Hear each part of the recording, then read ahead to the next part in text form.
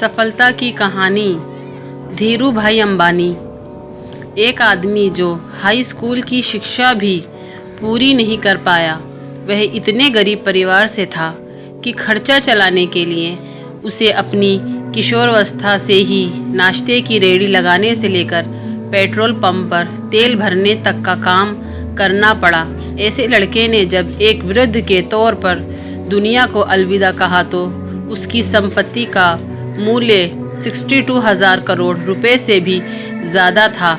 अगर आप अब भी इस शख्सियत को नहीं पहचान पाए तो हम बात कर रहे हैं धीरू भाई अंबानी की, एक ऐसा सफल चेहरा जिसने हर एक गरीब को उम्मीद दी कि सफल होने के लिए पैसा नहीं, नीयत चाहिए। सफलता उन्हीं को मिलती है जो उसके लिए जोखिम उठाते हैं। धीरू भाई ने बार बार साबित किया कि जोखिम लेना व्यवसाय का नहीं, आगे बढ़ने का मंत्र है।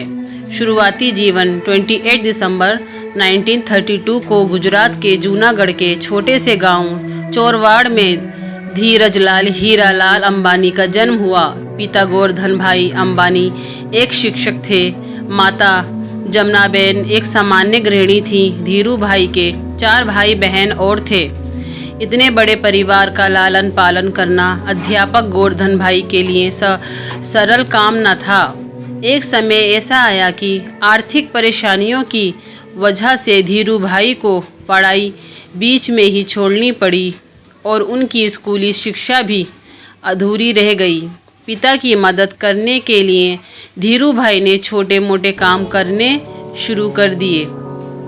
यह उदाहरण कि हर एक सफलता के पीछे ढेरों असफलताएं छुपी हुई होती है, धीरू भाई अंबानी पर एकदम सटीक खरी उतरती हैं।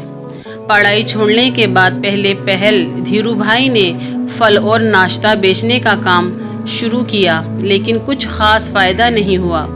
उन्होंने दिमाग लगाया और गांव के नज़दीक स्थित धार्मिक पर्यटन स्थल गिरनार में पकोड़े बेचने का काम शुरू कर दिया।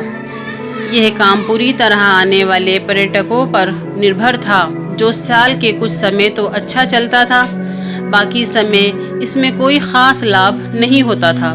धीरू भाई ने इस काम को भी कुछ समय बाद बंद कर दिया।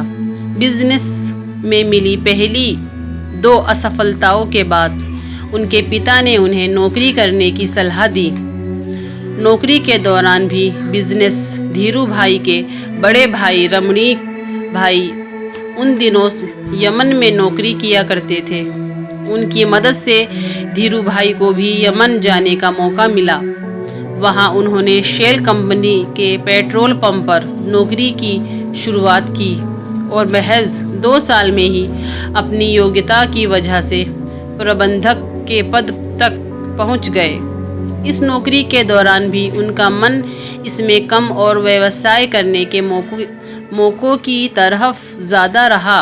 उन्होंने उस हर एक संभावना पर इस समय में विचार किया कि किस तरह वे सफल बिजनेसमैन बन सकते हैं। 2 छोटी घटनाएं बिजनेस के प्रति उनके जुनून को बयां करती हैं। यह दोनों घटनाएं उस समय की हैं जब वे शेल कंपनी में अपनी सेवाएं दे रहे थे। जहां वे काम करते थे वहां काम करने वाला कर्मियों को चाय महज 25 पैसे में मिलती थी, लेकिन धीरू भाई पास ही एक बड़े होटल में चाय पीने जाते थे जहां चाय के लिए 1 रुपया चुकाना पड़ता था।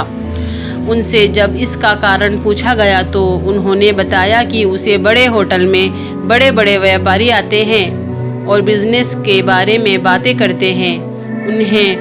उन्हें ही सुनने जाता हूँ ताकि व्यापार की बारीकियों को समझ सकूँ। धीरू भाई ने अपने ही तरीके से बिजनेस मैनेजमेंट की शिक्षा ली, जिन्होंने आगे चलकर वॉर्टन और हार्वर्ड से पारंपरिक तरीके से डिग्री लेने वाले को नौकरी पर रखा।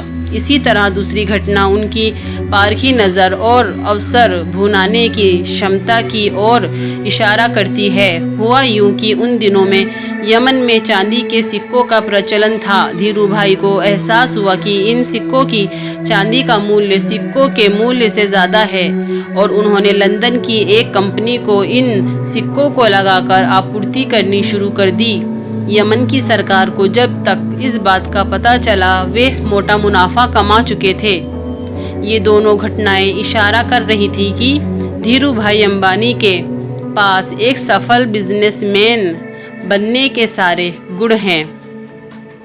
यमन में धीरू भाई का समय बीत रहा था कि वहां आज़ादी के लिए लड़ाई शुरू हो गई और ढेरों भारतीयों को यमन छोड़ना पड़ा।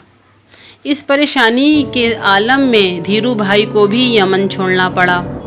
ईश्वर ने एक सफल बिजनेसमैन बनाने के लिए परिस्थितियां गढ़नी शुरू कर दी। इस नौकरी के चले जाने के बाद उन्होंने नौकरी की जगह बिजनेस करने का निर्णय लिया, लेकिन व्यवसाय शुरू करने के लिए पैसों की ज़रूरत थी। धीरू भाई के पास निवेश के लिए बड़ी रकम नहीं थी, इसलिए उन्होंने अपने मामा त्र्यंबकलाल दमानी के साथ मसालों और शक्कर के व्यापार की शुरुआत की। यहीं पर रिलायंस कमर्शियल कॉरपोरेशन की नींव पड़ी। इसके बाद रिलायंस ने सूत के कारोबार में प्रवेश किया।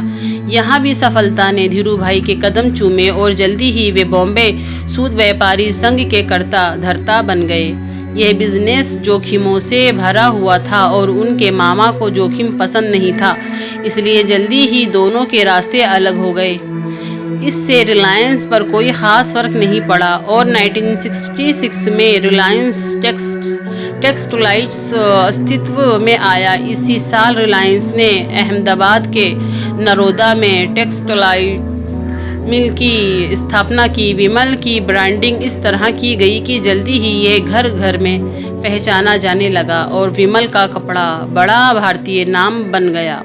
विमल दरअसल उनके बड़े भाई रमणीक लाल के बेटे का नाम था। इन्हीं संघर्षों के बीच उनका विवाह कोकिलाबेन से हुआ, जिनसे उन्हें 2 बेटे मुकेश और अनिल तथा 2 बेटियां दीप्ति और नीना हुई। उन्होंने इसके बाद कभी पीछे मुड़कर नहीं देखा और रिलायंस कपड़े के साथ ही पेट्रोलियम और दूरसंचार जैसी कंपनियों के साथ भारत की सबसे बड़ी कंपनी बन गई।